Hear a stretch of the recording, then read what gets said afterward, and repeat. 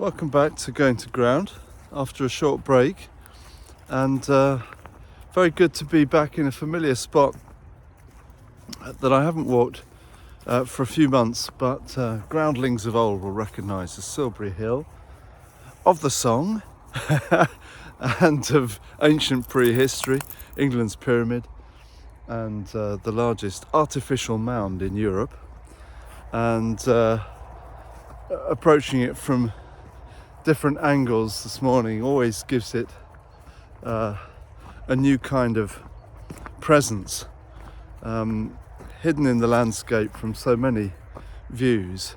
It then rises up and appears as if out of nowhere and then blends back into the landscape. I'm also beside the Winterbourne, in which I once took a dip, and along which I've walked when dry, because these are streams, of course, that only flow in winter, hence the name.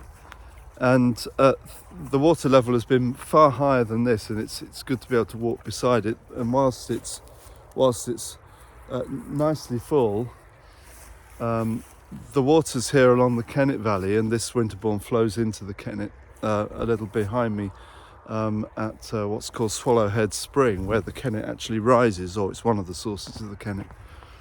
There's been serious flooding along the valley. We've got a stretch of the Kennet, the mill race of the Kennet, along the bottom of our garden, and the garden has been half flooded, but many homes and businesses in Marlborough, where I live in Wiltshire, have been flooded out, and really serious flooding this year, the worst that I've known in the 5 years we've lived in this area, and really challenging, testing for so many people in Somerset and Wiltshire and other parts, of course, of the southwest who are struggling with this.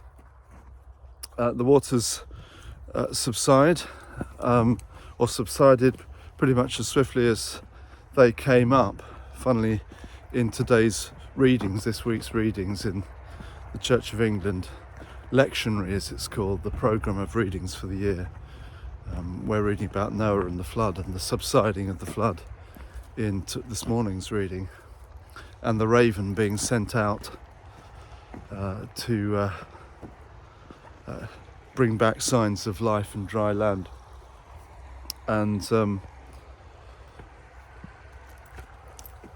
in a far more moderate way, of course, but no less serious for those affected, we're increasingly trying to read the signs of the time in the climactic and natural conditions that we have to face and adjust our lives to. And more normally, of course, at this time of year, we're also dealing with the heavy dark of January. And although the days are getting lighter,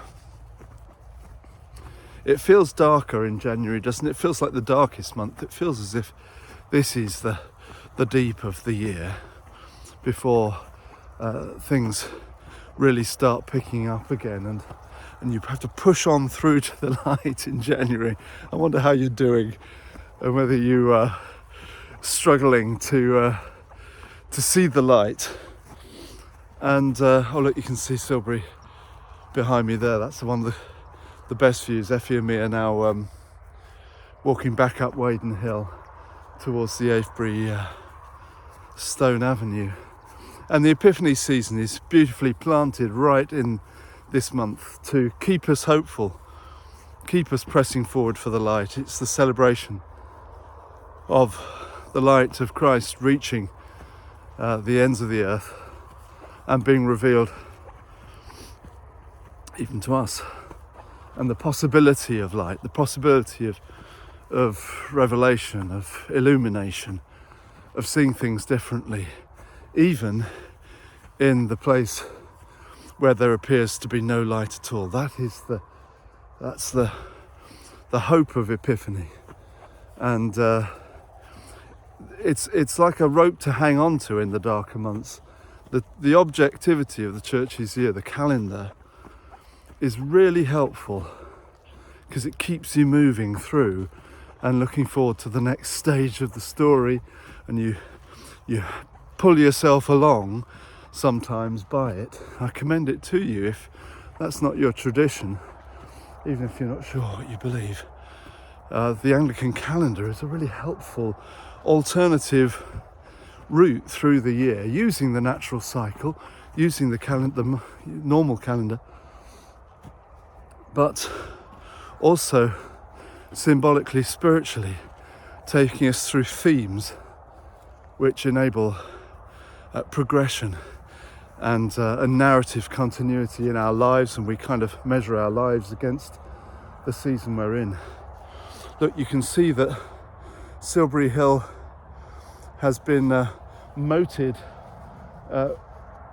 in the floods, and whilst the water meadows are, as I say, subsiding somewhat, you can see that collar of water around it that historians think was part of the intention in Silbury, in the construction of Silbury Hill 4,500 or so years ago, that it was always meant to have a moat as part of its spectacular appearance in the landscape. And of course, in those days, we also think that, I say we think, I've done no research apart from to read the odd article, but archaeologists, prehistorians believe that it was white like a chalk horse, that the facing of it, given that this is chalk downland, would have been dazzling white in the landscape. Can you imagine that? And if it's striking now, all these centuries, millennia later, imagine what it would have looked like. Bigger still, the moat deeper still, and shining forth into the green of the Wiltshire downland. And I pray likewise that you will have some signs of light in the midst of it all. And it's good to make contact again. I'll not be so tardy, hopefully, over the coming weeks in staying in touch. But God bless you, friends from Wiltshire, as you go to ground.